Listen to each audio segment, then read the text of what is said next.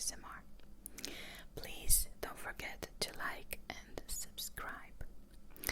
Just so you know, I'm testing a new mic today, which is the Tascam DR05X instead of my usual Blue Yeti mic. And this one seems to be a bit more sensitive, especially with breathing. In this video, I'm gonna show you a bit of Highgate Cemetery from London. I was on holiday in London 2 weeks ago or so. I've seen some interesting places, including some haunting locations. If you're not aware, I uploaded 2 shorts here on YouTube in which I've shown you some of those haunted locations. If you haven't seen those, I invite you to check them out. Now, Highgate Cemetery popped up when I googled haunted locations London. And I have to let you know, guys, that there are almost 30 cemeteries in London, which is quite a lot if you ask me, but only this one popped up to be haunted. The interesting facts are actually at the end of this video, so stay tuned. So let's dive a bit into its history. So the next bit that I'm going to read to you is from Wikipedia. There are approximately 170,000 people buried in around 53,000 graves across the West and East cemeteries. The cemetery in its original form, which is the northwestern wooded area, opened in 1839 as part of a plan to provide 7 large modern cemeteries, now known as the Magnificent Seven, around the outside of central London.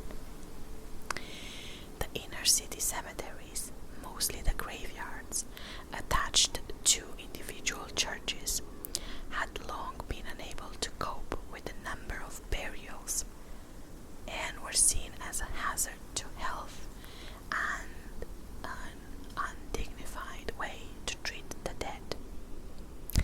The initial design was by architect and entrepreneur Stephen Curie. On Monday, 20th of May, 1839, Highgate West Cemetery was dedicated to St. James by Right Reverend Charles James Blomfield, Lord Bishop of London. 15 acres were consecrated for the use of the Church of England and 2 acres set aside for dissenters.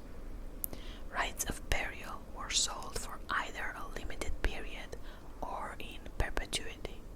Highgate, like the others of the Magnificent Seven, soon became a fashionable place for burials and was much admired and visited.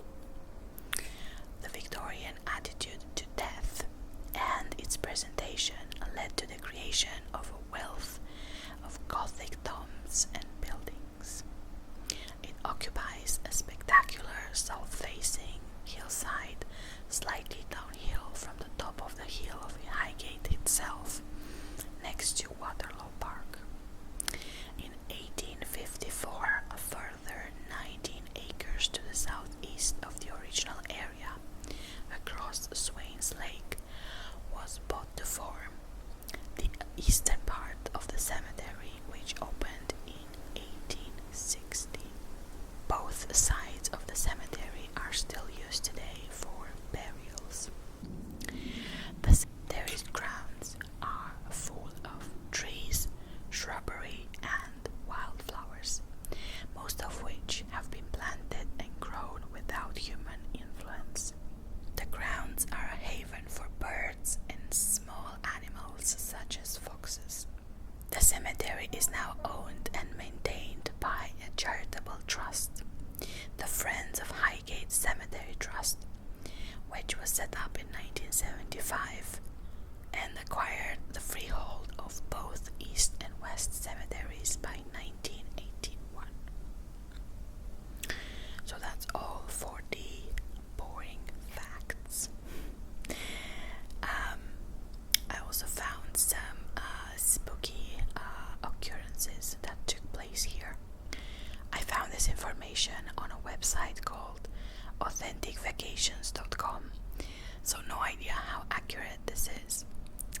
But they told the story of the tall, dark vampire. The vampire was said to be a medieval nobleman who practiced black magic in Romania.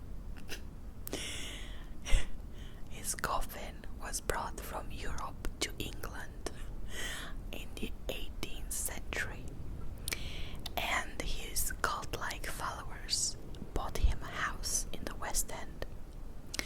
He was buried at a site that eventually became Highgate Cemetery. He slumbered peacefully until, according to reports, Satanists performed a ritual at the cemetery. It woke him up.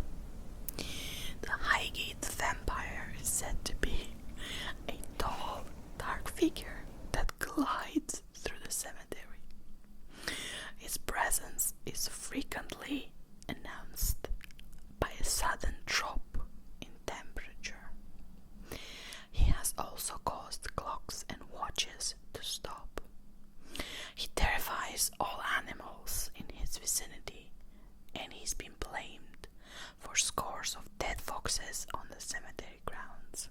The Highgate vampire has a hypnotic stare and bone-chilling effect on all who have encountered him, especially those foolish enough to spend the night in the cemetery.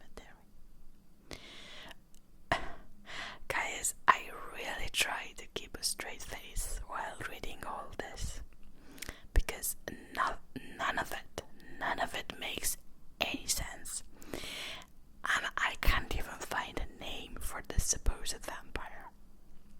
Like, who was he? If you guys don't know, I was born in Romania, and this whole story to me sounds like BS, because while I was researching for like an hour earlier, I went down this rabbit hole and I read about the vampire hunt and a wizard duel that happened there in the 1970s. Yeah, you heard that well, a wizard duel. I'm not even gonna go into that because the whole story to me is just nonsense. So whilst I didn't capture any vampires or ghosts in my videos or pictures, or at least I think not, I did capture a lovely black cat, which I'm gonna show to you here on the screen. And as soon as my best friend and I saw it, we stalked the poor kitty throughout the cemetery like two lunatics. But yeah, that's all I had for you in this one. I hope this was somewhat relaxing. Tell me if you had any paranormal experiences in this cemetery, or if you heard of any like legends or sightings if you're from London. And yeah, that's it. I'll see you in my next one. Bye bye.